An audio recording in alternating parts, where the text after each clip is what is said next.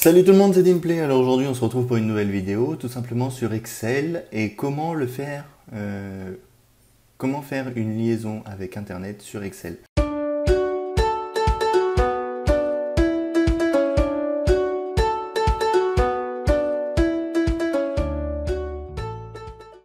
Alors c'est parti, déjà on va commencer par ouvrir Excel, déjà ça serait une bonne base. Et puis après ça dépend ce que vous voulez faire.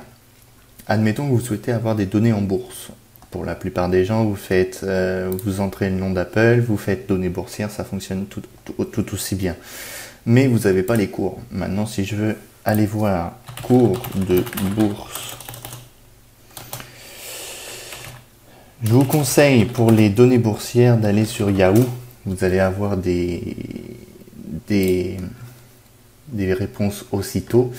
Bourse. Et là, vous pouvez suivre les crypto-monnaies, les actions les plus fortes, etc., etc. Donc là, moi, je vais aller dans la bourse. Ça peut être pas mal dans la comptabilité. Donc là, vous êtes arrivé là-dessus. Le plus important à regarder, c'est s'il y a un tableau. Là, en l'occurrence, il y a un tableau. Donc ici, vous faites copier l'adresse. Ici, vous faites nouvelle requête. À partir d'autres sources et du web, vous allez faire coller ici, OK. Ici, vous sélectionnez le dernier, vous faites se connecter. Il va chercher le tableau qui est présent dans le site internet, il va vous le mettre là. Donc le chargement du tableau peut être plus ou moins long selon les données qui sont présentes sur le site et votre connexion internet bien entendu. Là je charge, ça va me mettre le tableau à jour, hop. Voilà, impeccable. Ici, ça ne nous intéresse pas, on s'en fiche. Et ici, vous avez les derniers cours des devises. Donc après, vous pouvez les additionner avec des données ou des valeurs ou des formules de type recherche, par exemple. J'ai oublié de mettre la barre de formule, ça sera plus simple. Ici, admettons, on veut cours de l'euro en dollars. Voilà, donc ici on a juste à faire égal, hop, voilà, et puis ça nous mettra à jour. Ici vous pouvez mettre ici vous pouvez mettre en monétaire, tac, tac, voilà, 1 euro et 1 centime. Ici, pour mettre à jour, il suffira de mettre données et tout actualiser. Là, ça ne change pas BZF, parce que si vous voulez, c'est pas des données qui changent tout le temps. Si vous prenez par exemple le cours du Bitcoin, donc admettons cours en Bitcoin,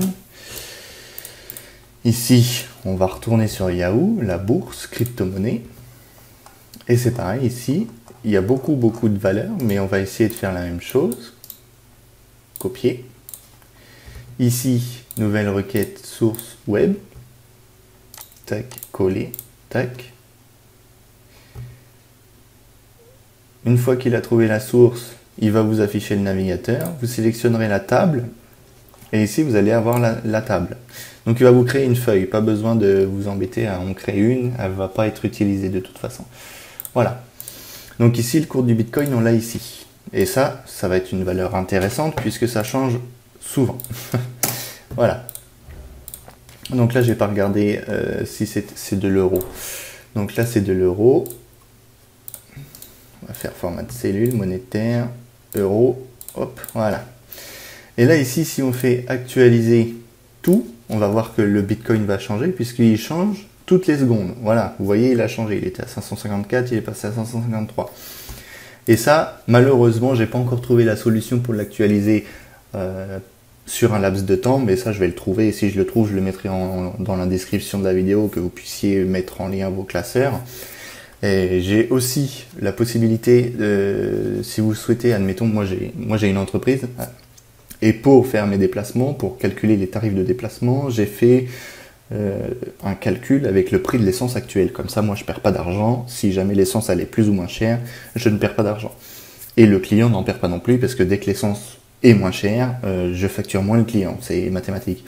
Et donc du coup, j'ai trouvé ce tableau-là sur Internet pour pouvoir actualiser les prix de l'essence au fur et à mesure du prix affiché à la pompe. Et ça, c'est vraiment intéressant parce que vous pouvez faire une multitude de choses avec ce type de données et de valeurs dans Excel.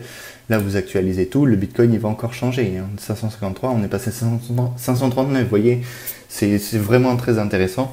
Une fois que j'ai la solution pour vous actualiser ça sur un laps de temps défini, je reviens vers vous dans la description. Sur ce, c'est déjà la fin de cette vidéo. C'est relativement court, mais vous avez au moins la description et la fonction de la vidéo en sa totalité. Je vous souhaite une excellente journée. Abonnez-vous, likez et ciao.